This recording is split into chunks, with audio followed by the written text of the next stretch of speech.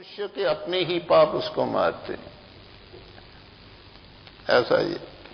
अतः पाप और भगवान से हमेशा डरते रहना चाहिए, ऐसे शास्त्र कहते हैं। तो नारद जी ने आकर कंस को भड़का दिया है कि तू बड़ा भोला है भाई, वासुदेव के बालक को छोड़कर तूने अपने भले की बात नहीं की, बड़ी गड़बड़ी कर ली तूने। जिस बालक के बारे में आकाशवाणी ने भविष्यवाणी की है वह बालक तो बड़ा नटखट है, वह किसी भी गर्भ से प्रकट होकर अपने आप को आठवां सिद्ध कर देगा।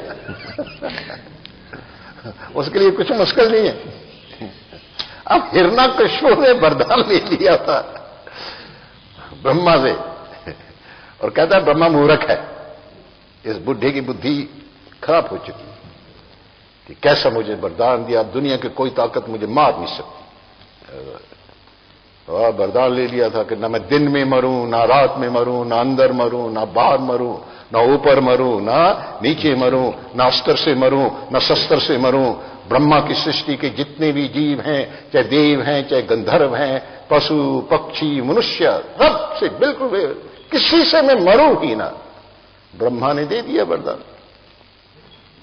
अब देखो ठाकुर जी ने ऐसा रूप धारा कि हिरण्यकश्यप की बुद्धि पर पानी फेर दिया।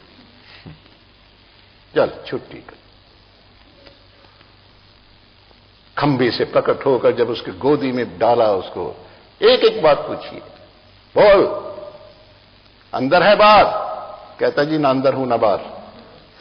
कहां है? दहलीज पर हूं। ऊपर है या नीचे? धरती में या आकाश? कहता ना धरती ना आकाश। कहां पर? आपकी गोदी में हूं। प्रहलाद को तो इसलिए ठाकुर जी ने जब उन्होंने वरदान में तो प्रहलाद को कहा था तेरा पिता तो मुझे इतना प्रिय है ना, मैंने आज तक किसी को गोदी में लिया है? सभी का कल्याण वैसे किया, लेकिन तेरे पिता को तो मैंने अपनी गोदी में रखा है। वो गोद में हूं कि दिन है या रात? कहता है ना दिन है ना रात। तो क्या है? संध्या है। कि अस्त्र या शस्त्र है मेरे हाथ में? कहते कुछ नहीं है। तो कैसे मारूंगा मैं तुझे?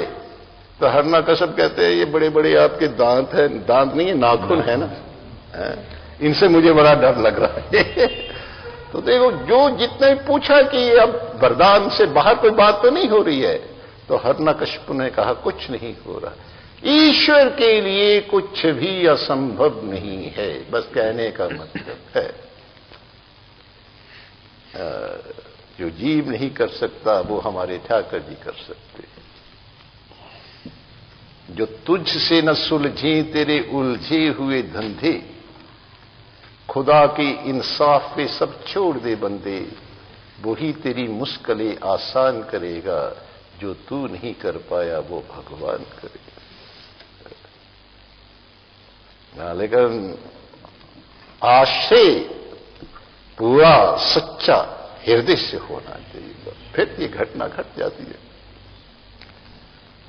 अच्छा जी, हाँ तो वो कहता है जिसके बालक के बारे में आकाशवाणी हुई है बड़ा नटखट है, वह किसी भी गर्भ से प्रकट होकर के आठवां बालक सिद्ध कर देगा। सिद्ध कर देगा कि यहां के और वहां के गणित में बड़ा अंतर है।